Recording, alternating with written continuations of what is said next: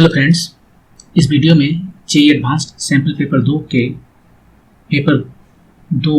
बचे हुए क्वेश्चंस को सॉल्व करेंगे। तो पहला क्वेश्चन है सेक्शन 3 से, और सेक्शन 3 में 6 क्वेश्चंस हैं और इसके ये इंटीजर टाइप क्वेश्चंस हैं। आपके जवाब जो है इंटीजर में होने चाहिए। क्वेश्चन 8 है कि aeroplanes A and B are flying with constant velocity in the same vertical planes at an angle 30 degree and 60 degree with respect to the horizontal respectively as shown in the figure। ए और B दोनों ही जो है constant velocity से fly कर रहा है। Constant velocity का मतलब दोनों का वेलोसिटी सेम नहीं है, उसका अपना वेलोसिटी जो है वो सेम है, लेकिन वो दोनों डिफरेंट हो सकते हैं। Speed of A is 100 times square 3 metre पर सेकेंड।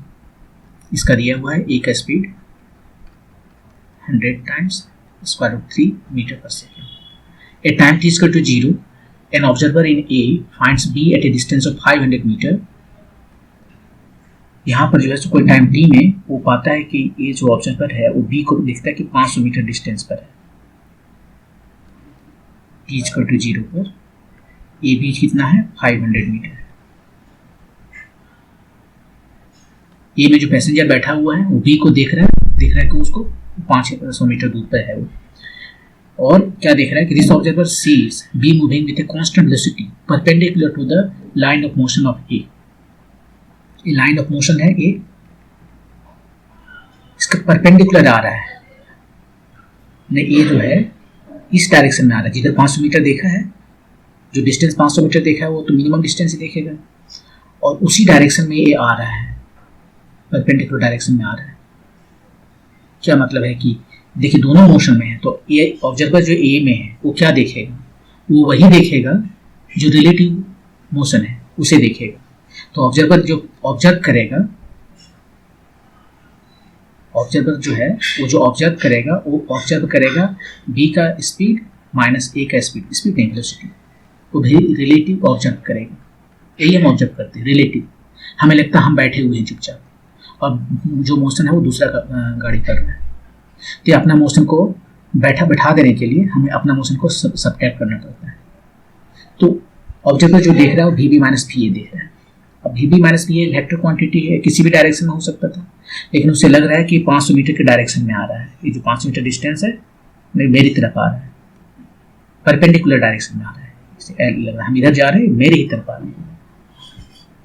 ऐसा तब लग सकता है जब ये जो इसका कंपोनेंट है, ये जो बी का जो है, इसका दो कंपोनेंट कर सकते हैं, एक इसके पैरेलल और दूसरा इसके परपेंडिकुलर। ये परपेंडिकुलर है तो ये पैरेलल हो गया इधर, देखिए। तो ये जो वेलोसिटी है बी का, इसका दो कंपोनेंट, वेलोसिटी बी पैरेलल इसके ये, और वेलोसिटी बी परपेंडिकुलर, ये दो कंपोनेंट। और जब रिलेटिव हम निकालेंगे तो तो इसका जो वेलोसिटी है, ये वी बी पैरेलल माइनस जो भी है वी बी पैरेलल और वी बी, इसमें से हम इसको माइनस कर देंगे। ए का जो मोशन है वो केवल पैरेलल में है, वी ए पैरेलल, और तब उसी का लग रहा है कि ये हमारी तरफ आ रहा है। इसका मतलब ये दोनों कैंसिल हो गया है। वी बी को हम लिख सकते हैं ऐसे, वी बी पैरेलल ऊपर में लिखते हैं, आई डायरेक्शन देते हैं, और V B perpendicular J direction में देते हैं। ये जे हो गया हमारा और ये आई हो गया, एक्स वाई कर सकते हैं। और वी ए जो है वो हमेशा ए में चल रहा है, तो V B V A parallel. अब यदि हम इसका रिलेटिव देखें, V B minus V A, ये जो रिलेटिव है वो क्या हो जाएगा, वो हो जाएगा V B minus V A I और प्लस वी बी जे। और वो आदमी क्या देख रहा है, यही देख रहा है, जो ऑब्जर्वर है ए में बैठा हुआ यही देख रहा है, और वो देख रहा है केवल इसको कि वो जो मेरी तरफ आ रहा है, वी बी की तरफ आ रहा है। ये गायब है, तो ये गायब तभी हो सकता है जब V B equal to V A हो गया। लेकिन पैरेलल लिखना मैंने भूल गया है ना, पैरेलल है, वी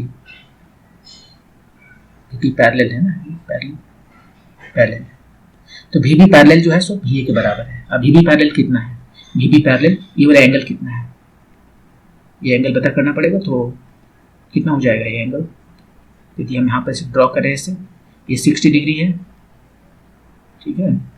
तो ये टोटल हो गया 60 डिग्री, ये टोटल हो गया 60 डिग्री, ये 30 डिग्री है। तो यहाँ से हम ऐसे कर सकते हैं, ये 30 डिग्री हो गया। यहाँ पर देखिए ये जो दोनों पैरेलल है ना, ये लाइन और ये लाइन दोनों पैरेलल है, सिंबल से दिखाते हैं। ये और ये पैरेलल है और ये दोनों का हॉरिजॉन्टल है, तो ये एंगल जो है सो 30 डिग्री हो जाएगा। ये इसके पैरेलल है, ये लाइन इसके पैरेलल है, तो दोनों के बीच यहाँ जो एंगल है वही एंगल यहाँ 30 डिग्री है। और ये तो कॉरेस्पॉन्डिंग एंगल है 60, तो ये भी हो गया 30 और ये बन गया हमारा, इसको 30 लिखते हैं, ठीक है। तो वी बी पैरेलल क्या होगा, वी बी पैरेलल जो है ये वी बी है, पैरेलल में इस डायरेक्शन में कितना हो जाएगा, V B cos theta, V B cos theta, theta हो गया यहाँ पर 30 degree equal to V. V A में पता है, वी बी नहीं पता है, यहाँ से वी बी पता चल जाएगा, cos 30 √3/2, V A 100 square root 3, V A दिया हुआ है कहीं 100 स्क्वायर रूट 3। तो इस तरह से हमें वी बी पता चल गया 200 मीटर पर सेकेंड।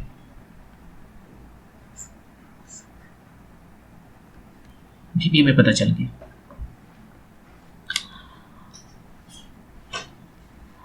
अब हमें क्या करना है, तो ये जो वी बी परपेंडिकुलर कितना होगा, वी बी परपेंडिकुलर, यही भी रिलेटिव भी है, यहाँ पर भी रिलेटिव जो है सो ये तो गायब हो गया, वी बी परपेंडिकुलर वो कितना हो गया, यहाँ से देख लीजिए ये वी बी है, ये पैरेलल हो गया, परपेंडिकुलर में साइन हो जाएगा। जैसे ये हमारे पास वेक्टर है, इस डायरेक्शन में यदि एंगल थीटा है तो इधर हो गया हमारा क्या, वी बी कॉस थीटा, इधर कितना हो जाएगा, वी बी साइन थीटा, वही यहाँ पर वी बी साइन थीटा लिखे, V B sine theta, theta यहाँ 30 डिग्री है, 200 टाइम्स साइन 30 हाफ, 100 मीटर पर सेकेंड। तो वी रिलेटिव जो ऑब्जर्वर ए में बैठा हुआ है इस प्लेन में, वो देख रहा है कि ये किस स्पीड से मेरी तरफ आ रहा है, 100 मीटर पर सेकेंड की स्पीड से आ रहा है। टाइम कितना लगेगा, टाइम लगेगा डिस्टेंस, रिलेटिव डिस्टेंस जो उसने 500 मीटर देखा है, बाय रिलेटिव स्पीड जो वो देख रहा है 100 मीटर पर सेकेंड, ये 500 देख रहा है और ये कितना देख रहा है 100 मीटर पर सेकेंड। तो कितना सेकंड हुआ, 5 सेकंड। तो 5 सेकंड के बाद में ये प्लेन जो है सो उसके पास आ जाएगा। So this observer is moving, B moving with a constant velocity perpendicular to the line of motion of A. If at t is equal to t0, A just escapes being hit by B, t0 is in second. ये तो t0 बोला है, t0 time के बाद में वो almost उसको hit कर गया। यहाँ पर एक्चुअली हिट कर जाएगा, लेकिन अब क्वेश्चन बना रहे हैं तो किसी को मारने का तो नहीं है ना, तो इसलिए बोला ऑलमोस्ट हिट कर गया। और नहीं तो फिर जब उसके बहुत करीब आएगा तो पायलट तो सोया नहीं रहेगा ना, वो तो जगह रहेगा तो ऊपर नीचे करके बचेगा, तो किसी तरह से बच गया। एनीवे तो यहाँ पर हमारा 5 सेकंड आ गया। एक बार फिर से इसको समराइज कर देते हैं। इधर ये मूव कर रहा है 100 times square root over 3 metre पर सेकेंड। बी जो है ये 60 डिग्री पर जो है हॉरिजॉन्टल के साथ मूव कर रहा है, ठीक है। और इसमें जो बैठा हुआ ऑब्जर्वर है वो देखता है कि ये मेरी तरफ आ रहा है, डायरेक्टली मेरी तरफ आ रहा है, और वो ये भी देखता है कि हमारा इसका डिस्टेंस जो है 500 मीटर है। तो वो इसको ऑब्जर्वर ए जो कुछ भी देखता है वो क्या देखता है, वो रिलेटिव मोशन देखता है, बी का relative motion with respect to B. और जब वो देख रहा है कि मेरी तरफ आ रहा है, इसका मतलब है इसके डायरेक्शन में ये जिधर ए का कंपोनेंट है, ए का वेलोसिटी को माइनस करना पड़ेगा। तो जिधर ए का जो वेलोसिटी है उसको सब्ट्रैक्ट कर दो इससे, जिससे मैंने यहाँ वी को लिख सकते हैं वी पैरेलल, इसके पैरेलल यहाँ पर और परपेंडिकुलर, दो में कंपोज कर दिए। ये वी को हम कंपोज कर सकते हैं, डिकम्पोज कर दिए पैरेलल में और परपेंडिकुलर डायरेक्शन में। और ये जो ऑब्जर्वर देख रहा है वो रिलेटिव देख रहा है वी माइनस वी, और वो क्या देख रहा है, वो डायरेक्टली मेरी तरफ आ रहा है। ये लेफ्ट नहीं जा रहा, राइट नहीं जा रहा, डायरेक्टली मेरी तरफ आ रहा है। इसका मतलब है ये वाला टर्म नहीं है। यदि ये वाला टर्म रहता, आई वाला टर्म रहता, ज़्यादा रहता है, मान लीजिए वी माइनस वी ए 0 से ज़्यादा होता, तो उसे लगता है ये मेरी तरफ नहीं, हमसे थोड़ा दूर जा रहा है, हमसे दाहिने तरफ जाएगा, आगे जा रहा है हमसे। यदि ये माइनस में आता तो उसे लगता है हमसे पीछे जा छूट रहा है। क्योंकि उसे वो नहीं लग रहा है, ना उसे लग रहा है ना लेफ्ट जा रहा है ना राइट जा रहा है, वो सीधे मेरी तरफ आ रहा है, तो उसे ये वाला टर्म नहीं दिख रहा है। इसका मतलब ये दोनों चीज़ इक्वल है। और यहाँ से हमें वी का वैल्यू निकल आया, और जब वी का वैल्यू निकल आया तो इसका जो डायरेक्शन कंपोनेंट है इस डायरेक्शन में वो भी साइन 30 डिग्री वो निकाल ली, वो आ गया रिलेटिव स्पीड, इसका रिलेटिव स्पीड, और वो आ गया हमारा 100 मीटर पर सेकेंड। तो रिलेटिव डिस्टेंस को रिलेटिव स्पीड से डिवाइड किया तो हमें वो टाइम निकल आया। Next question, consider an elliptically shaped rail PQ। ये PQ जो है एलिप्टिकली शेप्ड रेल है इन द वर्टिकल प्लेन है।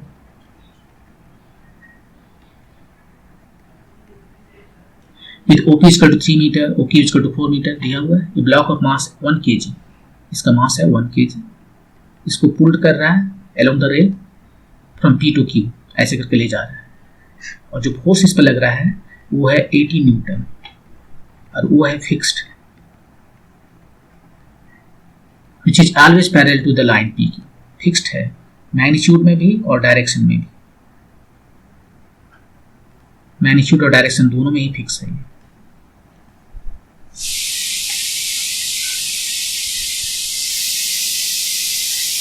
Assuming no frictional losses, कोई फ्रिक्शन नहीं है। The kinetic energy of the block when it reaches Q यहाँ पर is N10 joule, value n का वैल्यू बताना है, g का वैल्यू 10 है, एक्सेलरेशन डिस्ट्रीब्यूटिव वो है। अब देखिए यहाँ पर जो है ये फोर्स कितना वर्क डन कर रहा है वो निकालते हैं। वर्क डन बाय फोर्स क्या होता है, वर्क डन होता है फोर्स टाइम डिस्प्लेसमेंट, इंटीग्रेट कर देंगे। फोर्स जो है सो वेरी कर रहा है, अब फोर्स यहाँ पर वेरी नहीं कर रहा है, फोर्स देखिए कांस्टेंट है, एकदम फिक्स्ड है, तो एफ को बाहर कर सकते हैं, एफ डॉट डी आर। अब डी आर क्या है, डी आर को यदि हम इंटीग्रेट करेंगे तो क्या आएगा, ये आएगा विथ साइन, विथ इसको R1 से R2 जा रहा है मान लीजिए, तो ये आ गया R2 माइनस R1, ये तो डिस्प्लेसमेंट हो गया, force time displacement R12 R21, और ये दोनों के बीच का डायरेक्शन पैरेलल है, तो सिंपली F R21 आया। F कितना है 18, R21 का है क्या है, यहाँ से लेकर यहाँ तक का डिस्प्लेसमेंट मैग्नीट्यूड मिनिमम डिस्टेंस मतलब PQ। PQ कितना है, ये 3 है 4 है तो ये 5 हो गए, पाइथागोरस थ्योरम 5 90 जूल। इतना वर्क किया फोर्स ने। इस पर और भी कोई फोर्स लग रहा है, ग्रेविटी लग रहा है, वो कितना है, वर्क डन बाय ग्रेविटी, वहां भी वही करेंगे, फोर्स डॉट डिस्प्लेसमेंट। यहां पर फोर्स जो है सो किधर है, ये है mg माइनस जे, और डिस्प्लेसमेंट ये जे के डायरेक्शन में है। या आप इतना क्यों करना है, इसको आप देख सकते हैं डायरेक्टली कि वो जो ग्रेविटी वर्क करता है वो उसमें पोटेंशियल एनर्जी के रूप में स्टोर रहता है। ये mg जो फोर्स लगा रहा है ग्रेविटी माइनस इसलिए कि डायरेक्शन जो डिस्प्लेसमेंट है उसको अपोजिट डायरेक्शन में जा रहा है, जस्ट केवल हम वर्टिकल डायरेक्शन कंसीडर करेंगे, और डी आर हो गया हाइट mgh माइनस m का वैल्यू रखते हैं सबका 1 न्यूटन 1 kg फोर्स है, g का वैल्यू 10 लेने बोला है, h यहाँ पर 4 मीटर है, माइनस 40 जूल। ये ग्रेविटी ने काम किया माइनस 40 जूल, फोर्स ने कितना काम किया 90 जूल। तो वर्क एनर्जी थ्योरम यूज करें, वर्क एनर्जी थ्योरम कहता है work done by all forces is equal to change in kinetic energy।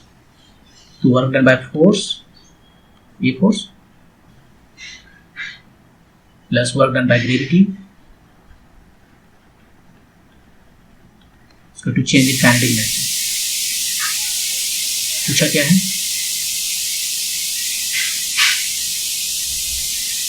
kinetic energy of the block when it reaches Q is this much। Initially उसका kinetic energy क्या था कुछ नहीं था, zero था, रुका हुआ था।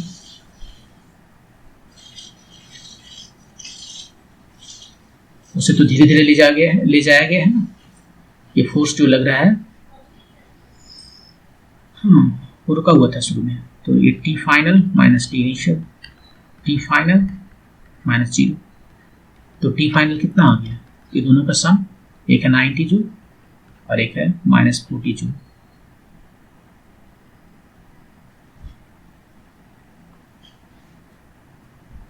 तो ये आ गया 50 जूल। और इसको यदि हम कंपेयर करें, क्वेश्चन में जो दिया है, क्वेश्चन में निकाल के बताया है कि ये है 10 n times 10 joule, n times 10 joule कितना है? तो n का वैल्यू कितना आ गया? 5 या 5। तो इसमें क्या करना था? इसमें जो है so work done by gravity जो है सो माइनस mgh है, कितना है? वर्क डन बाय फोर्स जो है सो फोर्स टाइम डिस्प्लेसमेंट है। यहाँ पर फोर्स कांस्टेंट है, ना डायरेक्शन में चेंज हो रहा है ना वेलोसिटी में चेंज हो रहा है, तो हम बाहर कर सकते हैं।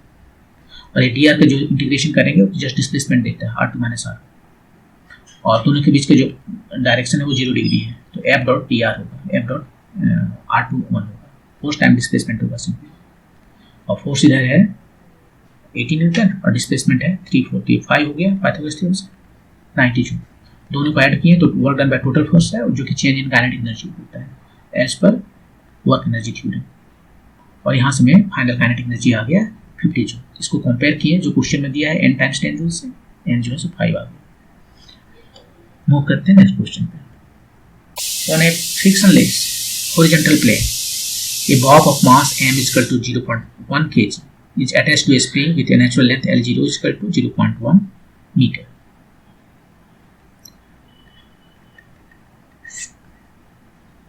यहाँ पर एक जो है स्प्रिंग है,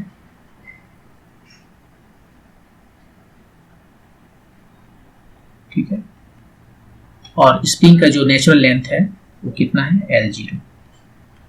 L0 is equal to 0.10 metre. और ये बॉब है, इसको बॉब है तो इस तरह से बनाते हैं।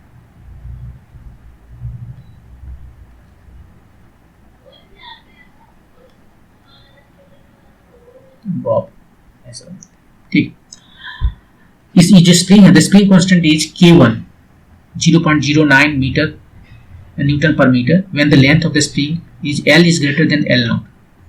माने कि यहाँ पर स्ट्रेचिंग है, L बढ़ गया है L0 से, नेचुरल लेंथ से ज़्यादा हो गया। तो जब इसको स्ट्रेच करते हैं तब इसका K का वैल्यू है K0 और K2 when L is less than L0। यहाँ पर जब इसको कंप्रेस करते हैं तो कंप्रेसिंग स्प्रिंग, सेम स्प्रिंग जब कंप्रेस करते हैं तो उसका K का वैल्यू कुछ और है, स्प्रिंग कांस्टेंट का वैल्यू कुछ और है। जब स्ट्रेच करते हैं तो उसका कुछ और है। ये वाला पार्ट जो है स्ट्रेचिंग है राइट साइड में, इधर स्ट्रेच है, स्ट्रेचिंग है, और इधर कंप्रेसिंग है, कंप्रेशन है, इधर स्ट्रेचिंग। तो शुरू में क्या किया? Initially the bob is release from L is equal to 0.15। यहाँ पर है कहीं बॉब, तो ऐसे करके आएगा। ये है 0.15, यहाँ से लेकर यहाँ तक है L जो है 0.15। तो ये 10 ऑलरेडी हो गया है सेंटीमीटर, तो ये 0.05 मीटर, ये स्ट्रेचिंग है। तो इस साइड में जो स्प्रिंग कांस्टेंट है वो K2 है, K2 में K1 है,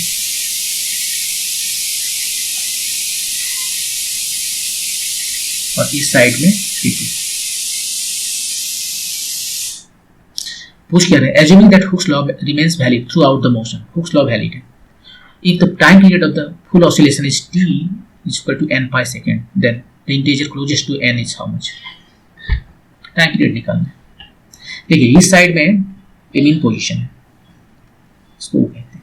इस साइड में यहाँ से जैसे इसको छोड़ेंगे ये लेफ्ट में आएगा, इसका अपना एक टाइम पीरियड होगा, फिर इधर जाएगा, इसका अपना अलग टाइम पीरियड होगा।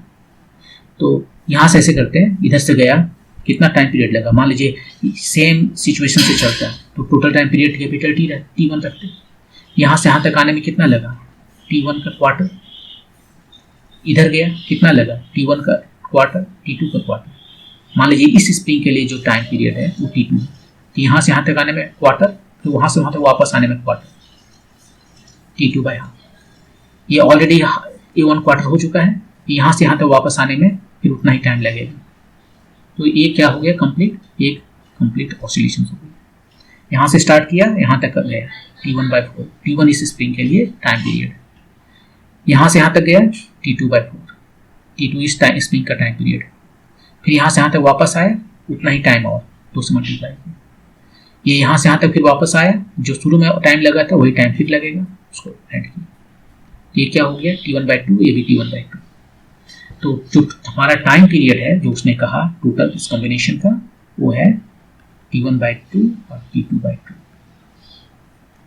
और स्प्रिंग मास सिस्टम के लिए T क्या होता है, 2 pi root over m by k, ये होता है।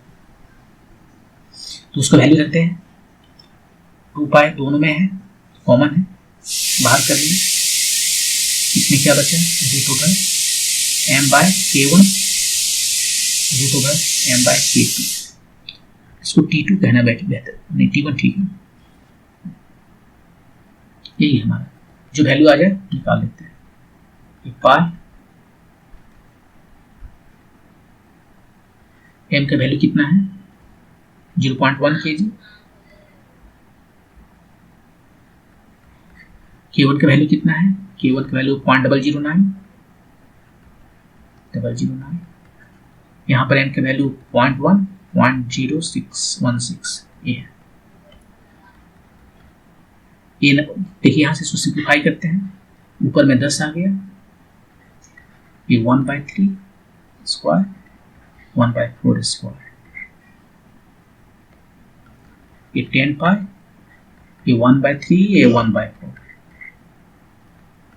कितना हो गया 4 3 7 7/12 टाइम्स 10 पाई, 70/12 पाई। तो ऑलमोस्ट ये कितना हो गया, वार्षिक 72, 6 पाई। इसको कंपेयर करना है n पाई से,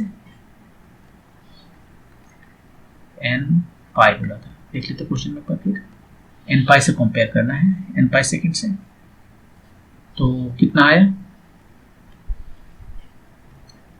n की जगह 6 है, ये आपका आंसर है।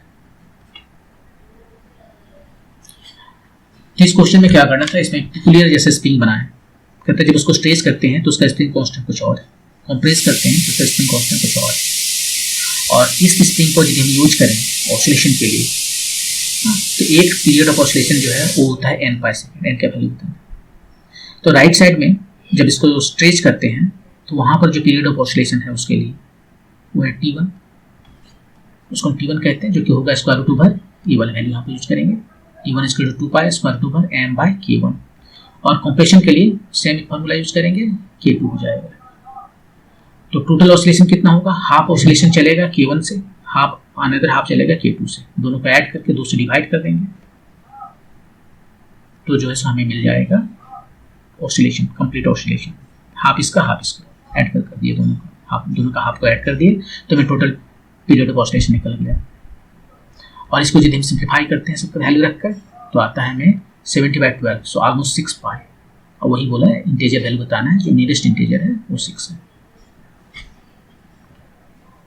नेक्स्ट क्वेश्चन, ये stationary source is emitting sound at a fixed frequency f0।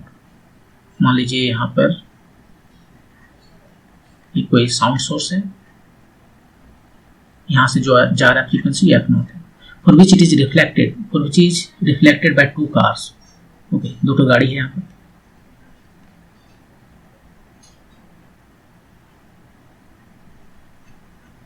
एक गाड़ी बना दिए, दूसरा गाड़ी इधर बना देते हैं।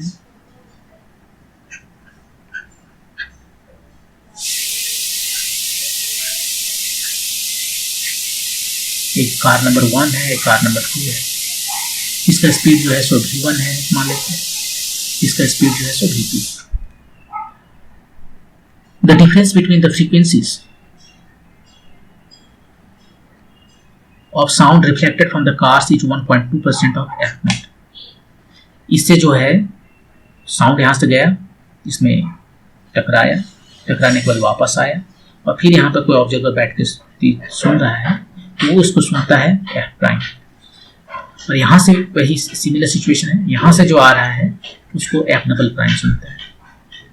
यहाँ से जो है एफ प्राइम कहते हैं इसको, यहाँ से जो आ रहा है साउंड उसको जाकर टकराया एफ नोट से, इसमें भी जाकर टकराया एफ नोट से, और जब यहाँ से रिटर्न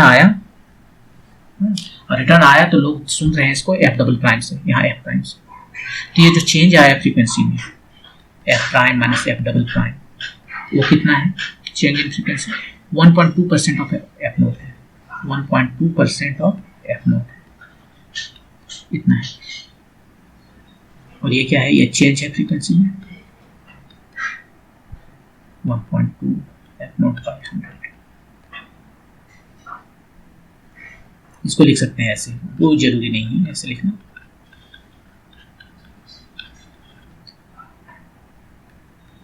ओके, अब हमें क्या करना चाहिए? अब हमें पूछा क्या गया है, what is the difference in the speeds of the car in kilometre per hour, ये बताना है। उसकी स्पीड जो है उसमें डिफरेंस जो है किलोमीटर पर आवर में बताना है। To the nearest integer the cars are moving at constant speed much smaller than the speed of sound which is 303 metre पर सेकेंड। साउंड का स्पीड दिया है 330 मीटर पर सेकेंड। उसने ये भी कहा कि v1 जो है so much smaller then v और v2 भी जो है so much smaller then v। दोनों कार का स्पीड साउंड से बहुत कम हो तो होता ही है, लेकिन स्पोर्ट्स कार हो और यदि वो 300 किलोमीटर पर आवर की स्पीड से चले और 1200 किलोमीटर पर आवर की स्पीड से साउंड है तो 25% है, तो वो कम नहीं होता है, बहुत नॉर्मल है। 40 किलोमीटर पर आवर से चल रहे हैं वैसा कार है। तो अब हमें क्या करना चाहिए? हमें फ्रीक्वेंसी निकालना चाहिए। जिस कार से टकराने के बाद में आ रहा है उसका फ्रीक्वेंसी क्या है, इस कार से टकराने के बाद आ रहा है जो साउंड उसका फ्रीक्वेंसी क्या है। तो सबसे पहले क्या करेंगे, देखिए ये कार जो है पहले कौन सा फ्रीक्वेंसी उसे मिलता है। यहाँ से जो एफ नॉट फ्रीक्वेंसी है, कार कौन सा फ्रीक्वेंसी परसीव करता है, उसको एब्जॉर्ब करता है किस फ्रीक्वेंसी से, और जितना फ्रीक्वेंसी से एब्जॉर्ब करेगा उतना ही फ्रीक्वेंसी से उसको भेज देगा। उसके बाद में ये आदमी जो है वो देखेगा कि जो फ्रीक्वेंसी उसने रीच किया वहाँ से, तब ये कार जो है सोर्स के रूप में काम करेगा। जितना उसने फ्रीक्वेंसी से उसको पाया कि इस फ्रीक्वेंसी से मेरे पास आ रहा है, उतना ही फ्रीक्वेंसी से वो उसको रिलीज कर देगा, तब वो सोर्स का काम करने लगेगा। और ये तब जो है सो उस सोर्स से जो आ रहा है फ्रीक्वेंसी एफ प्राइम तक देखेगा। तो सबसे पहले एक कार जो फ्रीक्वेंसी से, जिस फ्रीक्वेंसी से कार परसीव कर रहा है साउंड को, उसको कुछ नाम दें, क्या नाम देते हैं इसको, एफ ट्रिपल प्राइम। और एक कार जिस फ्रीक्वेंसी से उसको देख रहा है उसको 4 प्राइम देते हैं। यहाँ पर आपको बता दें कि एफ ट्रिपल प्राइम जो है ये frequency that car receives, F4 यही the car receives, car 1 receives, car 2 receives. Car 1 जो है एफ ट्रिपल प्राइम सुनता है तो एफ नॉट, लेकिन कार और साउंड सोर्स के बीच में रिलेटिव मोशन है तो फ्रीक्वेंसी चेंज हो जाएगी, तो चेंज वाला फ्रीक्वेंसी सुनेगा, वो change frequency F triple prime है। और कार 2 के लिए एफ क्वार्टर प्राइम, 4 प्राइम। तो एफ ट्रिपल प्राइम कितना होगा? यहाँ पर देखिए कौन मूव कर रहा है, सोर्स मूव कर रहा है, साउंड मूव कर रहा है। साउंड तो शांति से बैठा हुआ है, ये सोर्स ऑब्जर्वर मूव कर रहा है। तो ऑब्जर्वर जब मूव करता है तो ऊपर में, और भी नजदीक जा रहा है तो ये नजदीक में जा रहा है। ये वी नॉट क्या है? वी नॉट स्पीड है ऑब्जर्वर का, और यहाँ पर ऑब्जर्वर कार 1 है और उसका स्पीड है v1। Exactly same. ये कितना हो जाएगा सेकंड कार के लिए? एक्जैक्टली सेम, v1 जो है v2 हो गया। ठीक है, अब कार जो है रिफ्लेक्ट कर रहा है, ये जो रिफ्लेक्टेड जो साउंड है उसका फ्रीक्वेंसी क्या हो जाएगा? वही जो इसने सुना उसी को रिफ्लेक्ट कर दिया। अब ये साउंड सोर्स के रूप में काम कर रहा है। कार जो है साउंड सोर्स बन गया है with frequency F triple prime, और दूसरा कार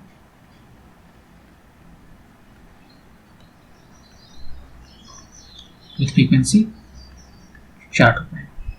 अब यहाँ पर ऑब्जर्वर आ जाए हमारे पास। अब ऑब्जर्वर आकर क्या सुनता है? इस फ्रीक्वेंसी को किस स्पीड से सुनेगा, किस फ्रीक्वेंसी से सुनेगा, उसको एफ प्राइम कहते हैं। F prime just the frequency that observer hears of reflected sound by car 1 और f डबल प्राइम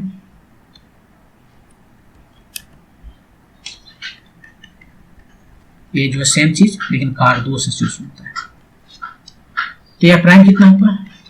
अब इस केस में क्या है, ऑब्जर्वर झुका हुआ है, साउंड का जो सोर्स है, जो कार बन गया साउंड का सोर्स, वो मूव कर रहा है, वो भी नजदीक आ रहा है। नजदीक आ रहा है तो ये चलता है हमारा, नजदीक आ रहा है तो डिनोमिनेटर में माइनस करते हैं ताकि फ्रीक्वेंसी बढ़ जाए। और यहाँ पर जो सोर्स है साउंड का सोर्स, अब साउंड सोर्स कौन है? कार, और उसका सोर्स है, उसका फ्रीक्वेंसी क्या है? एफ ट्रिपल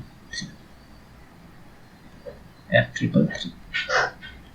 सबका वैल्यू रख देते हैं। एफ ट्रिपल थ्री निकाले हैं, v प्लस वी वन, तो ये आ गया v प्लस वी वन। दोनों केसेस में बढ़ रहा है, साउंड का सोर्स चल रहा है और साउंड भी, ऑब्जर्वर भी चल रहा है। वैसे ही यदि हम दूसरा कार के लिए निकालें तो सब कुछ सेम, खाली v1 जो है रिप्लेस हो जाएगा v2 से।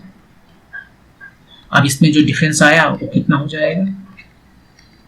इसमें से इसको माइनस करते हैं, पहला में से दूसरा माइनस करते हैं,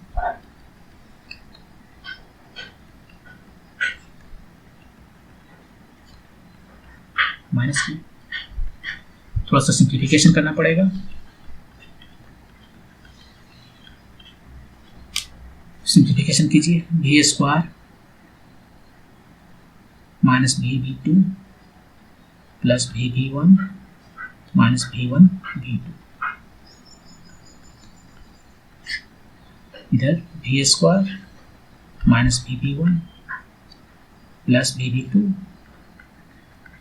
minus V one V two. ये वी स्क्वायर चला गया, वी वन वी टू भी चला गया। अब जो बता वी टू यहाँ पर, वी टू यहाँ पर, या वी वन यहाँ पर, वी वन यहाँ पर, सो दो डबल हो गए, V one minus V two. और ये देखिए वी वन बहुत छोटा है v से, तो इसके जगह पर हम जस्ट v लिख सकते हैं। यहाँ भी बहुत छोटा है, इसकी जगह पे v लिख सकते हैं। दोनों में v कॉमन है, V one minus V two by V square. तो कितना आया finally? 2 V one minus V two by V. हमें ये V one minus V two पता करना है। तो V one minus V two कितना आ गया? v बाई टू, और इधर f minus F prime minus F double prime. ये जो फ्रीक्वेंसी में चेंज आता है, एक और चीज भूल गए लगता है, एफ नोट लिखना पड़ेगा, डायमेंशन गलत हो जाएगा। इधर फ्रीक्वेंसी का डायमेंशन है, इधर जस्ट डायमेंशन लेस था, तो ये किधर गया? ये नीचे गया, राइट। अब ये वैल्यू हमें पता है ना, उसने बोला था 1.2%, ये वैल्यू जो है सो 1.2%, 1.2 बाई 100। v जो है 330 मीटर दिया हुआ है,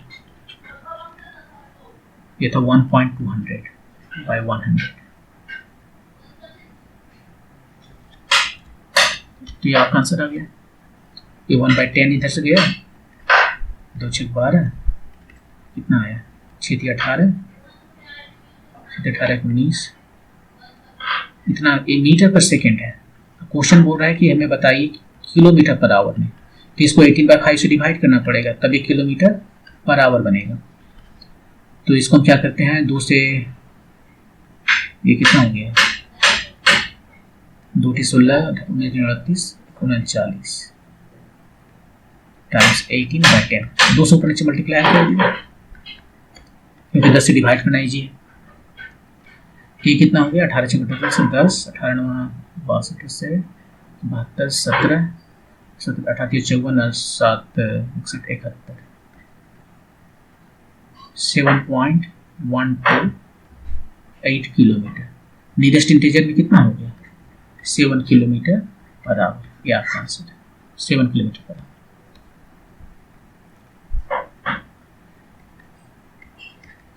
किलोमीटर पर आवर, ये डिफरेंस है दोनों के कार का इसमें।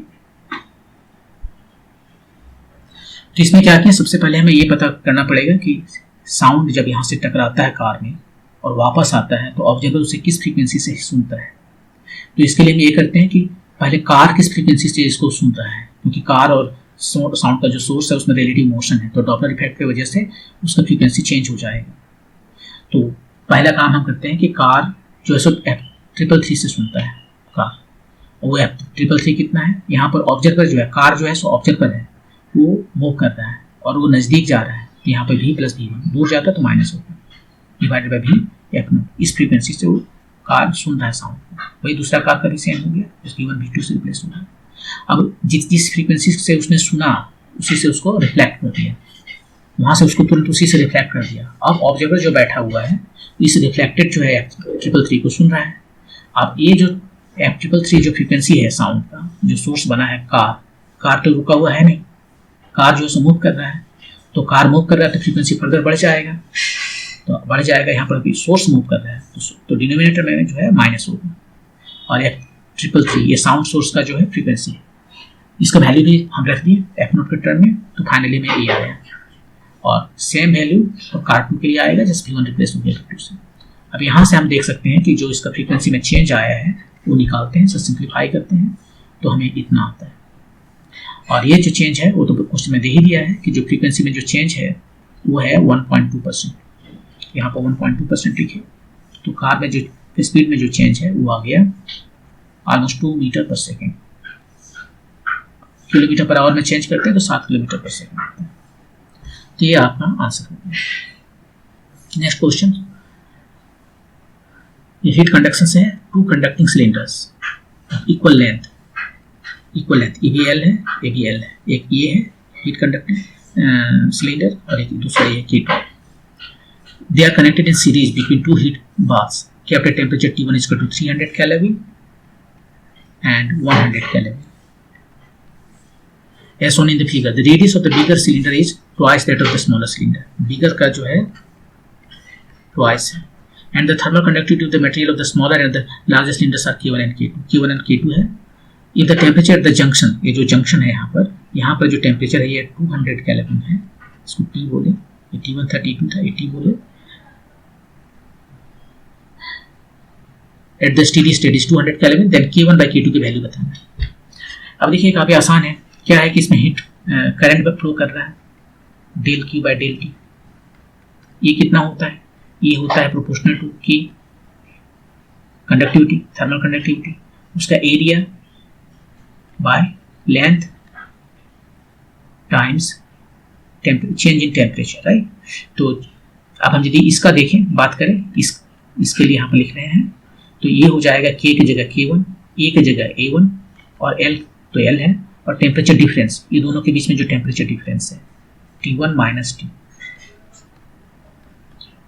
और जितना हीट करंट यहाँ से फ्लो कर रहा है उसको यहाँ से भी निकल कर फ्लो करना पड़ेगा, नहीं तो एक जगह एक्यूमुलेट हो जाएगा।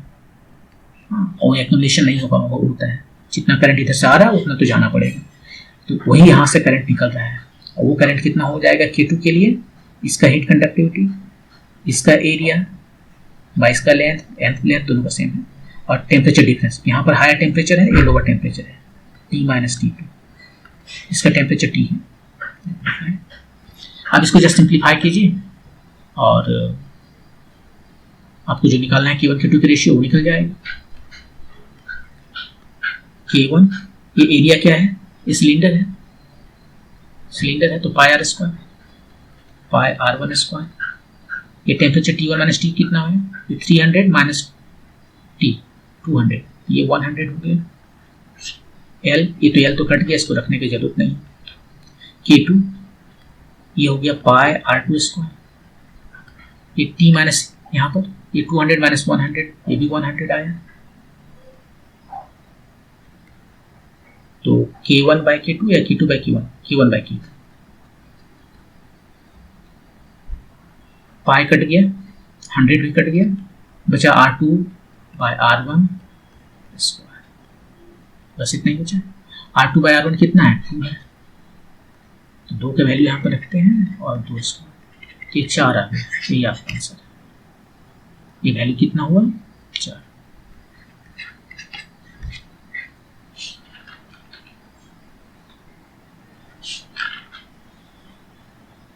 तो इसमें क्या करना था, ये थर्मल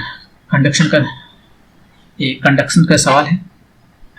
क्वेश्चन ये है कि इसका एरिया से इसका एरिया डबल है, इसका डबल है, कंडक्टिविटी K1 K2 है, और जो टेम्परेचर दिया है यहाँ पर T1 है 300, यहाँ 100, और ये भी दे दिया 200 का। बताना है कि ये रेशियो क्या है कंडक्टिविटी का। तो जो हीट करंट का जो फॉर्मूला है del Q by del T, वो होता है K times area times temperature difference by length. यही दोनों का लिखें, क्योंकि हीट यहाँ पर एक्यूमुलेट नहीं हो सकता। जितना हीट करंट इधर से चल रहा है, ये हाई टेम्परेचर पर है, तो यहाँ से हीट करंट चलेगा, और लोअर टेम्परेचर जो है, लोवेस्ट टेम्परेचर उधर बढ़ेगा। जितना हीट करंट यहाँ से चला, वो सब का सब इससे निकल जाएगा। दोनों को जो heat current conduct same amount of heat जो है तो कंडक्ट करना पड़ेगा in same amount of time, मतलब करंट सेम रहना पड़ेगा। फिर बाकी सारे जो क्वांटिटीज है उसका वैल्यू रख दिए और सिंप्लीफाई किए तो एक और आ गया। मूव करते हैं नेक्स्ट क्वेश्चन पे। Two parallel wires in the plane of the paper are distance x0 apart. ठीक है, ये दो पैरेलल वायर है, इसके बीच का जो डिस्टेंस है वो x0 है। A point charge is moving with speed u between the wires in the same plane at distance x1। यहाँ पर जो डिस्टेंस है x1 है, यहाँ पर कोई पॉइंट चार्ज है, वो मूव कर रहा है स्पीड u, किस डायरेक्शन में बताया नहीं, क्योंकि वो मैटर नहीं करता। देखिए ये दोनों वायर जो है करंट कैरिंग वायर है, तो एक मैग्नेटिक फील्ड बनाएंगे दोनों मिलकर यहाँ पर। ठीक है, और उस मैग्नेटिक फील्ड में यदि हम चार्ज को मूव करने के लिए बोलते हैं, तो देखिए चार्ज मूव कर रहा है इस प्लेन में, और जो मैग्नेटिक फील्ड बन रहा है ये दोनों वायर की वजह से वो परपेंडिकुलर डायरेक्शन में है। इस केस में दोनों जो है सो यदि दोनों सेम डायरेक्शन में है इस तरह से, तो वो बन रहा है इनटू द प्लेन। आप right hand curl rule use कीजिए, अपना राइट हैंड लीजिए, चारों फिंगर्स को करंट के डायरेक्शन में रखिए और उसे कर्ल कीजिए उस पॉइंट के डायरेक्शन में। देखिए थंब जो आपको दिखा रहा है इनटू द प्लेन, और इस केस में आउट ऑफ प्लेन दिखा रहा है। ठीक है, तो अभी समझाने के लिए आपको बता देते हैं कि ये जो है सो दोनों मान लीजिए अपोजिट डायरेक्शन में। तो देखिए अभी इनटू द प्लेन है,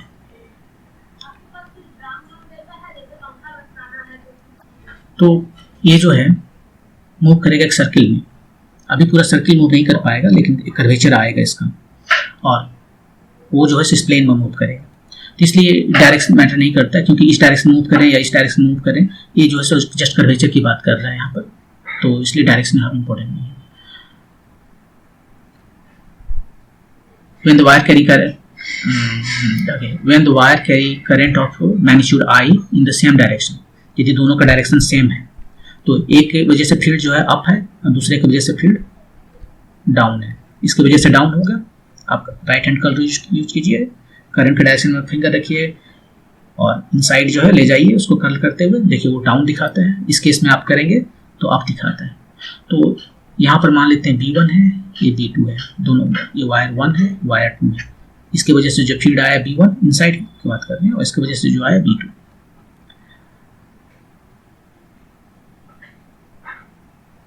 हाँ, तो यहाँ पर अब बता रहा है कि the radius of curvature of the path of the point charge is R1। यदि दोनों सेम डायरेक्शन में है तो ये R1 होता है, और in contrast if the current I in the two wires have the direction opposite each other, तो रेडियस ऑफ कर्वेचर R2 है। तो R1 है यदि I1 और I2 सेम डायरेक्शन में है, और मैग्नीट्यूड सेम है दोनों का, सेम डायरेक्शन। और R2 कर्वेचर है यदि ये दोनों ऑपोजिट डायरेक्शंस में। इसको I1 इक्वल टू I2 नहीं लिख सकते, क्योंकि ये वेक्टर क्वांटिटी नहीं है, करंट वेक्टर क्वांटिटी नहीं है, इसलिए हम I1 equal to minus I2 ऐसे नहीं लिख सकते। तो एनीवे, अब जो है रेडियस ऑफ कर्वेचर का फॉर्मूला क्या होता है वो कहीं पर निकाल लेते हैं, या वैसे आपको याद रखना चाहिए। देखिए यहाँ पर जो फील्ड है कितना फोर्स लगाता है, तो मैग्नेटिक फील्ड जो है वो कितना होता है, QV क्रॉस B। V और B के बीच में एंगल 90 डिग्री है, तो कितना हुआ। और यही जो है सो प्रोवाइड करता है सेंटीपिटल फोर्स इसको घूमने के लिए एक सर्कुलर पाथ में। और ये उसका रेडियस ऑफ कर्वेचर है। यदि ये सर्किल है तो उसका सर्किल का रेडियस है। ये एक तो भी यहाँ से चला गया, ये दोनों सेम ही है, तो हो गया mv/qb। Q उसका चार्ज है, ये रेडियस है। Of curvature. तो फर्स्ट केस में क्या होगा, देखिए यहाँ पर फर्स्ट केस में जो है सो जब दोनों पैरेलल हैं तो रेडियस ऑफ कर्वेचर r1 है, स्पीड उसका u दिया है, हम भी लिख रहे हैं लेकिन u दिया है, चार्ज q है, और b क्या हो जाएगा, दोनों यदि सेम डायरेक्शन में है करंट तो ये सब्ट्रैक्ट करना पड़ेगा क्योंकि उसका डायरेक्शन ऑपोजिट है। जब दोनों सेम डायरेक्शन में है तो एक का जो है सो ये डायरेक्शन है और एक का ये डायरेक्शन है, एक इनटू द प्लेन है, एक आउट ऑफ द प्लेन है, लेकिन दोनों जब ऑपोजिट डायरेक्शन में है तो दोनों जो है सो सेम डायरेक्शन में मैग्नेटिक फील्ड क्रिएट करेगा, और इस केस में इनटू द प्लेन। जिस तरीके से मैंने दिखाया है अपवर्ड डायरेक्शन में करंट का फ्लो, तो जो फील्ड इसके अंदर में बनेगा वो इनटू द प्लेन बनेगा। और R2 जो है same mu/q v1 plus v2, क्योंकि ऑपोजिट डायरेक्शंस में तो दोनों एक दूसरे को एडअप कर लेंगे। तो यहाँ से हमें दो इक्वेशन मिल गया और हमें बताना क्या है, हमें R1/R2 का वैल्यू बताना है। तो R1/R2 का वैल्यू बताना है, डिवाइड कर देते हैं, एक को हम 2 से डिवाइड करते हैं, R1/R2 पता चल गया, mu/q तो खत्म हो गया, इधर हो गया R1 में v1 माइनस v2, ये हो गया v1 प्लस v2। अब केवल फाइनली मुझे v1 का वैल्यू पता करना है। अब b कितना होता है, ये जो वायर है यहाँ से कोई डिस्टेंस r है, करंट कैरिंग वायर है, इन्फिनिटी वायर है, इनफाइनाइट वायर है, तो यहाँ पर जो b है वो होता है μ0 I/2πr। तो वही वैल्यू रखते हैं, v1 जो है सो कितना हो गया, μ0 I तो सेम है बाय 2πr, r जो है डिस्टेंस है, पहले से डिस्टेंस कितना है x1 और दूसरा से डिस्टेंस कितना है, ये दोनों के बीच डिस्टेंस x0 है, तो दूसरा से डिस्टेंस जो है सो टोटल डिस्टेंस माइनस पहले का distance x0 minus x1, μ0 I by 2π x1 just minus करना है।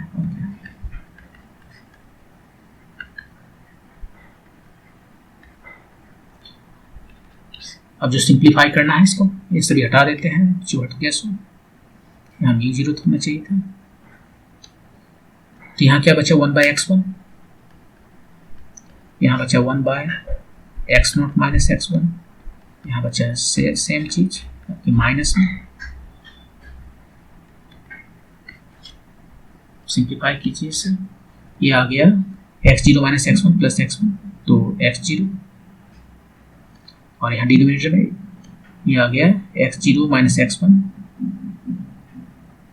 x0 minus x1 minus x1 minus 2x1 ये।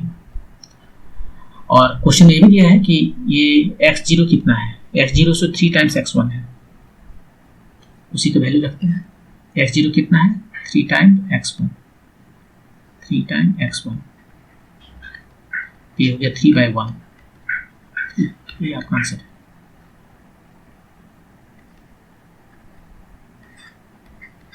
रेशियो R1 और R2 का 3 है।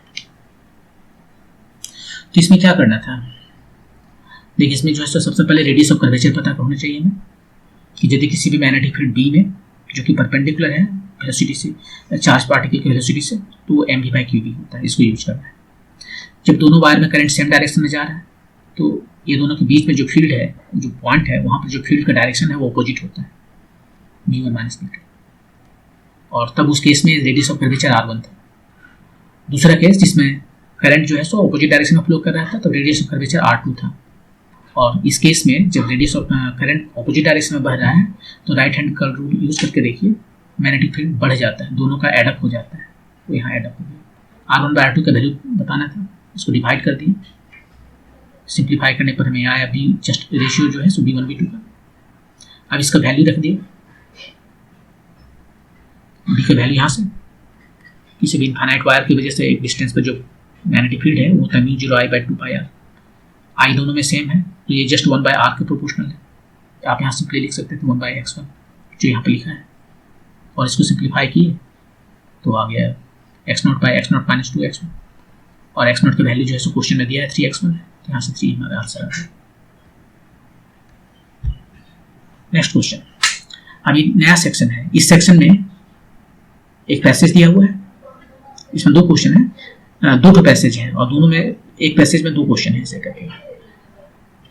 तो पहला पैसेज ये है और उसको पढ़ के आपको आंसर करना है। Small spherical monoatomic ideal gas है जिसका गामा का वैल्यू, ये गामा जो है सो Cp/Cv जो है उसका वैल्यू जो है सो बोल रहा है, दिया हुआ है। और वो जो गैस बबल है, ये देखिए गैस बबल वो ट्रैप हो गया है inside a liquid of density rho है, इसका जो डेंसिटी है वो ρl है। Assume that the bubble does not exchange any heat with the liquid. Heat exchange bubble का नहीं हो रहा है लिक्विड के साथ, एयर ये जो है रिजर्वियर के रूप में काम कर रहा है। तो ये जो प्रोसेस यहाँ पर होगा, ये जो भी प्रोसेस करेगा वो कैसा प्रोसेस होगा, एडियाबेटिक प्रोसेस होगा।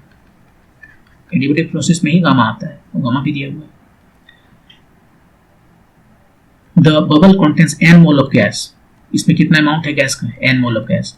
The temperature of the gas when the bubble is at A point is at the bottom is T0। यहाँ पर जब बबल है तो टेम्परेचर जो है गैस का वो है T0, और हीट का एक्सचेंज हो नहीं रहा है तो टेम्परेचर सेम नहीं रहेगा। जब यहाँ से यहाँ आएगा तो टेम्परेचर चेंज कर जाएगा क्योंकि हीट का एक्सचेंज नहीं हो रहा है, और यहाँ से आने पर जो है प्रेशर चेंज हो गया। प्रेशर चेंज हो गया तो वॉल्यूम भी चेंज होगा और इस तरह से ये टी भी चेंज होगा। The height of the liquid is h, ये दिखा रहा है, and the atmospheric pressure is P0, ये भी दिखा रहा है। अब क्वेश्चन यहाँ पर दिया है, पहला क्वेश्चन है, ये पैसेज हो गया। क्वेश्चन ये है कि as the bubble moves upward beside the buoyancy force the following forces are acting on it. इस बबल पर जो है जब ये ऊपर जा रहा है तो इस पर कौन सा फोर्स काम कर रहा है। एक तो इसका वेट है, फोर्स ऑफ ग्रेविटी, वेट है, हाँ ये तो है। क्या only force of the gravity है या कुछ और भी है? तो बायंसी छोड़ के तो कोई फ्रिक्शन होगा जिसको विस्कस फोर्स कहते हैं। विस्कस फोर्स है जिस फ्रिक्शन फोर्स है ये। तो force due to gravity and the force due to the pressure of the liquid. Pressure of the liquid की वजह से फोर्स है क्या? यहाँ पे अंदर में जो प्रेशर है वो तो चारों तरफ फोर्स लगा रहा है। ये बायंसी फोर्स है क्या? ये बायंसी फोर्स क्या है, कहां से आता है ये बायंसी फोर्स? ये आता है इम्बैलेंस ऑफ प्रेशर फोर्स।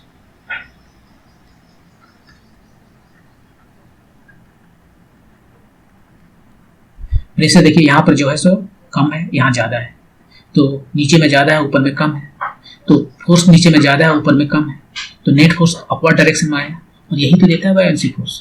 तो बायंसी फोर्स कुछ और नहीं है, ये जो है सो प्रेशर फोर्स है, जो इम्बैलेंस ऑफ प्रेशर फोर्स है वही है बायंसी फोर्स। तो उसने बोल दिया बायंसी फोर्स के अलावा और कौन सा फोर्स लगेगा, तो फिर प्रेशर कहना क्या मतलब, प्रेशर का फोर्स ही तो बायंसी फोर्स को देता है, तो ये कह नहीं सकते, ये नहीं है। The force due to gravity, the force due to presence of pressure of the liquid and the force due to viscosity of the liquid, ये नहीं है, बाकी ये दोनों है। तो यहाँ लास्ट ऑप्शन जो है the force due to gravity, ये सही है। Force due to viscosity of the liquid, ये 2 फोर्सेस और एक बायंसी फोर्सेस, सही 3 लग रहा है। यहाँ पर रिपीट कर रहा है, जो प्रेशर फोर्स बोल रहा है वो बायंसी फोर्स को ही बोल रहा है। तो आंसर इस तरह से आपका हो गया 4। ओके, नेक्स्ट क्वेश्चन हम करते हैं। When the gas bubble is at height y from the bottom its temperature is, यहाँ पर देखिए इस जगह पर जो आ गया हम इसे हटा देते हैं ताकि देखने में। अब जब यहाँ पर बबल आ गया है y डिस्टेंस पर, तो इसका टेम्परेचर क्या है, यहाँ पर टेम्परेचर कितना था T0, यहाँ पर टेम्परेचर क्या है T, वो बताना है T कितना होगा। तो यहाँ से यहाँ तक आया है तो क्या क्या चेंज हुआ, इसका प्रेशर चेंज हुआ, वॉल्यूम भी चेंज हुआ होगा, राइट। और ये एडियाबेटिक प्रोसेस है, एडियाबेटिक प्रोसेस है।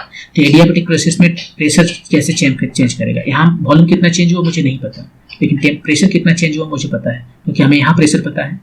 यहाँ कितना प्रेशर है, ये प्रेशर जो एटमॉस्फेरिक प्रेशर है प्लस इस वाटर कॉलम की वजह से जो प्रेशर है रो जी एच। यहाँ पर कितना प्रेशर है, ये P0 प्लस ई वाला हाइट रो जी h माइनस वाई, ये हाइट कितना है h माइनस वाई। तो प्रेशर हमें दोनों जगह पता है, ठीक है। तो टेम्परेचर, तो प्रेशर और टेम्परेचर का क्या रिलेशन है एडियाबेटिक प्रोसेस में, वही देखना है।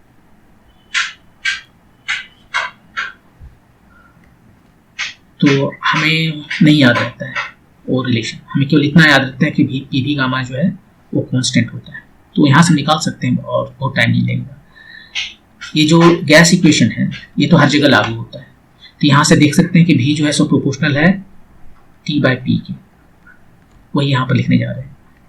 v को जगह लिखे हम T/P, ये प्रोपोर्शनल है गामा, और बाकी तो कांस्टेंट है, तो इस कांस्टेंट के साथ चला जाएगा।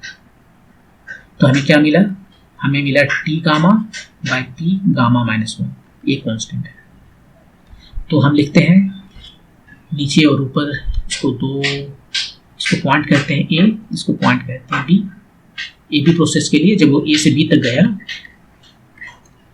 तो टेम्परेचर A पर जो है उसका गामा, प्रेशर A पर जो है उसका गामा -1, टेम्परेचर B पर जो है उसका गामा, प्रेशर B पर जो है उसका गामा -1।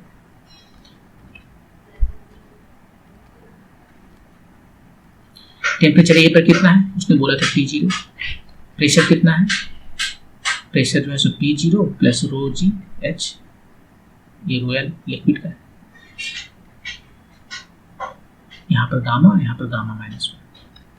टेम्परेचर B पर कितना है वो हमें निकालना है, प्रेशर B पर कितना है P0 plus rho L G, height कितना हो गया है यहाँ पर, ये हाइट, इसका हाइट जो है सो h-y है, ये टोटल का पावर गामा -1। अब यहाँ से इसको सिंप्लीफाई कर दिया, गामा निकालिए आपको आंसर। तो T इक्वल टू यहाँ पर गामा की T0, इसको उधर ले गए ऊपर, P0 plus rho L G h-y, P0 plus rho L G H, ठीक है। ये गामा -1 था, ये गामा था, ये भी गामा था, ये गामा हटा के यहाँ ले गए, कोई प्रॉब्लम नहीं। और यही आपका आंसर है, जस्ट गामा का वैल्यू रखना है।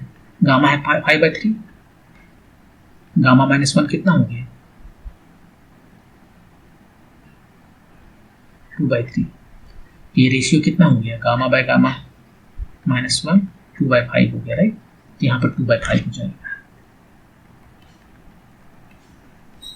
ये एटमॉस्फेरिक प्रेशर, डेंसिटी लिक्विड का जी, ये हाइट है और ये वाई डिस्टेंस दिया था है, बॉटम से कितना हाइट है, यहाँ कितना ऊपर है 2/5, ये आपका आंसर है। किस ऑप्शन में है देखिए,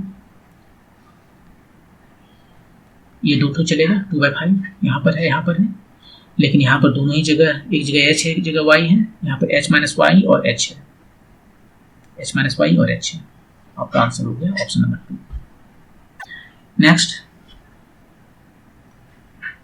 जो दूसरा पैसेज है, the key feature of bourse theory of spectrum of hydrogen atom is the quantization of angular momentum. Main जो कंट्रीब्यूशन था नील्स बोर का एटॉमिक थ्योरी में, उसने यही कहा था कि जो एंगुलर मोमेंटम है इलेक्ट्रॉन का वो क्वांटाइज्ड है।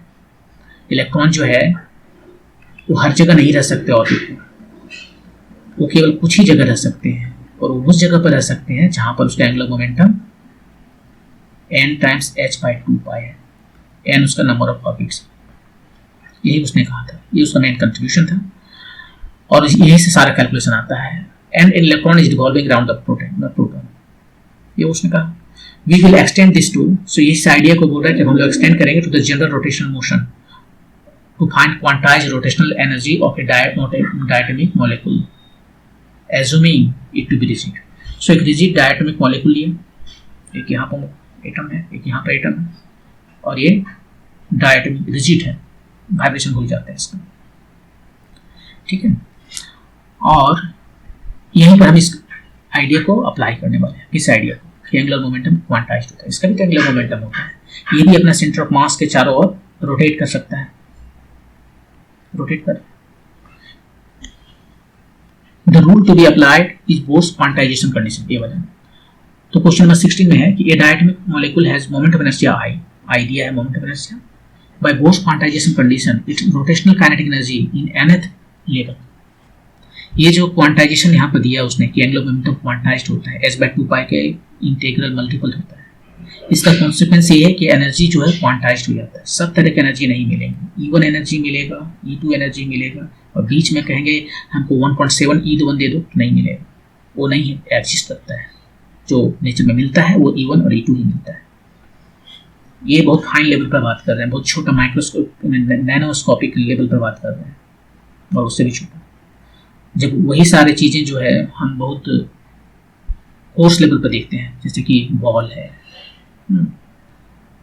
कंप्यूटर है, तो इतना सारे हम लोग हैं, इतने सारे बड़ा हो जाने के बाद में ये जो रेजुलेशन इसका है ना वो खत्म हो जाता है, दिखता नहीं है। ये जो डिफरेंस है दोनों एनर्जी लेवल का वो इतना कम है कि इस लेवल पर आके एनर्जी इतना ज़्यादा है कि वो हमें दिखेगा ही नहीं।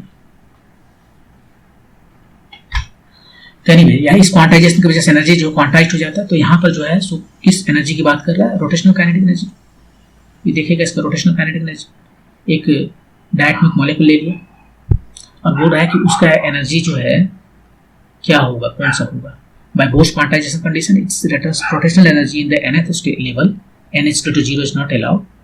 ये लिखने का तरीका है, कुछ लोग जो है सो n+1 स्टार्ट कर सकते हैं, n जीरो कोई स्टार्ट कर सकता है, कोई लिखने का तरीका अपना। तो उसने बोला कि हमें इस तरीके से लिख के दिखाओ कि n जो है सो 0 नॉट अलाउड है। तो एनर्जी कितना होगा वो बताना है। तो ये बहुत सिंपल है।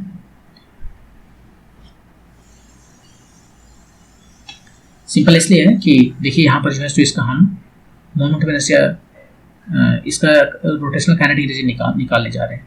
उसको ई से डिनोट करते हैं। कितना होगा इसका? Half I omega square, I moment of inertia, omega इसका एंगुलर फ्रीक्वेंसी। और दूसरी बात इधर है L is equal to I omega होता है, राइट। एंगुलर मोमेंटम जो है so moment of inertia times angular velocity होता है। और ये एल जो है सो क्वांटाइज्ड होना चाहिए, ये होना चाहिए NH/2π। यहाँ से ओमेगा कितना निकल आया? ओमेगा निकल आया NH/2π I। इसी को यहाँ पर सब्स्टिट्यूट कर देंगे, हाफ आई ओमेगा की जगह पर हो गया NH/2π I स्क्वायर। सिंप्लीफाई कर ले थोड़ा, n square h square bye 2 दूनी 4 8 पाई स्क्वायर I। यही है एनर्जी। ये जो बोल रहा है n equal to 0 not allowed, ये उसके लिए हम ऐसे लिखते हैं। यहाँ पर 0 नहीं है, 1 से स्टार्ट होता है। यदि कोई आके कहता है कि हम ऐसा लिखना चाहते हैं, ऐसा नहीं लिखना चाहते, हम लिखना चाहते हैं L equal to n+1 h/2π। तो n इक्वल टू 0 से स्टार्ट करेंगे यहाँ पर, लेकिन यहाँ पर n इक्वल टू 1 से स्टार्ट करेंगे। n इक्वल टू 0 1 ऐसे स्टार्ट होता है, लेकिन यहाँ पर जो है सो 1 2 ऐसे स्टार्ट होता है। तो ये वाला यूज करने को बोला उसने। तो कौन सा फॉर्मूला है? n square by times h square by 8 pi square I। ये वाला ऑप्शन 4।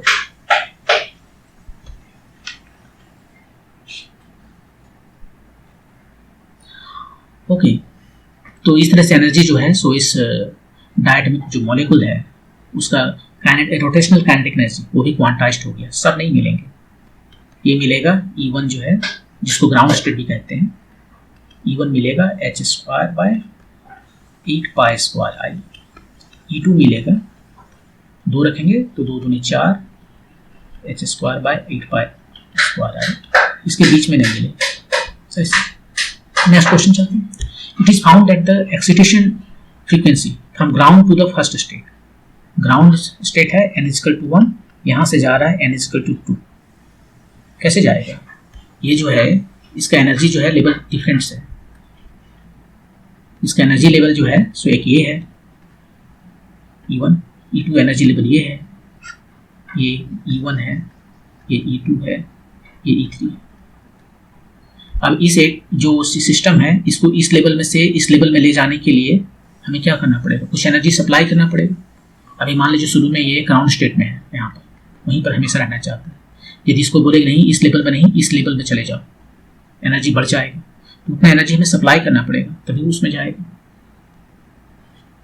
तो यहाँ पर हमें उसी को कहते हैं एक्साइटेशन एनर्जी फ्रीक्वेंसी। एनर्जी जो है उसको हम लिख सकते हैं h न्यू, राइट। तो जो एक्साइटेशन एनर्जी है equal to h times nu, इसको एक्साइटेशन फ्रीक्वेंसी कहेंगे। कार्बन मोनोऑक्साइड जो है यहाँ पर दो जो दिख रहा था सर्किल जैसा, एगो कार्बन एटम है एगो ऑक्सीजन एटम है, अब ये कार्बन मोनोऑक्साइड हो गया। तो कार्बन मोनोऑक्साइड मॉलिक्यूल के लिए बात कर रहे हैं कि जो एक्साइटेशन फ्रीक्वेंसी है वो है इतना 4 times 10⁻11 hertz. Then the moment of inertia of carbon monoxide molecule about its center of mass is close to how much? ये बताना।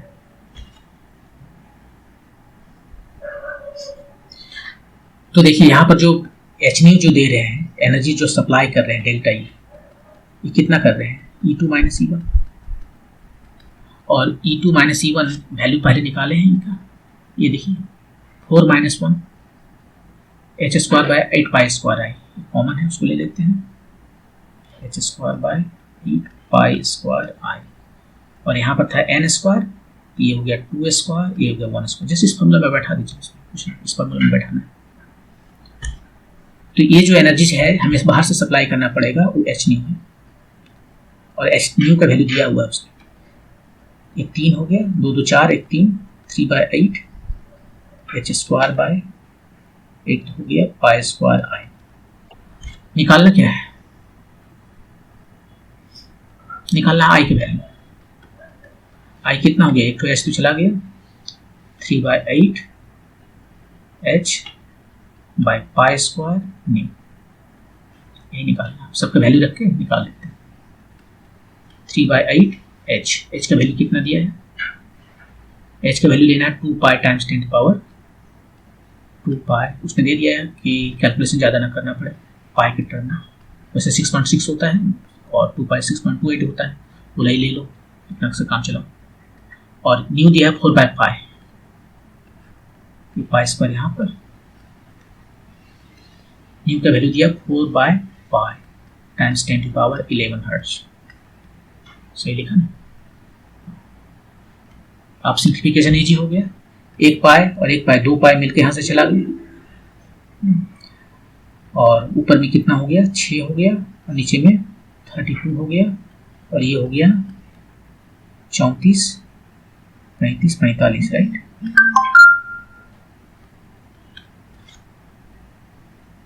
तो ये हो गया 3/16, 30/16, और यहाँ पर 10⁻46 करते हैं, तो 10 से डिवाइड किया, 10 से मल्टीप्लाई किया, तो ये कितना आ गया 16 दूनी 32, ऑलमोस्ट 2, सो 1.14 बच गया, 8 12 बच गया, 7 समथिंग लाइक दैट, इतना किलोग्राम मीटर स्क्वायर, ये आई का वैल्यू है। तो मोमेंट ऑफ इनर्शिया ये जो कार्बन डाइऑक्साइड मॉलिक्यूल है उसका कितना है वैल्यू, देखिए कितना छोटा है, कितना छोटा वैल्यू 10⁻⁻46, तो ये आपका आंसर हो गया 1.87 टाइम्स, ये किधर है 1.87 टाइम्स 10⁻46, ऑप्शन नंबर 2 यही सही हो गया। तो ये था क्वेश्चन सैंपल पेपर 2 का पेपर 2। Thank you.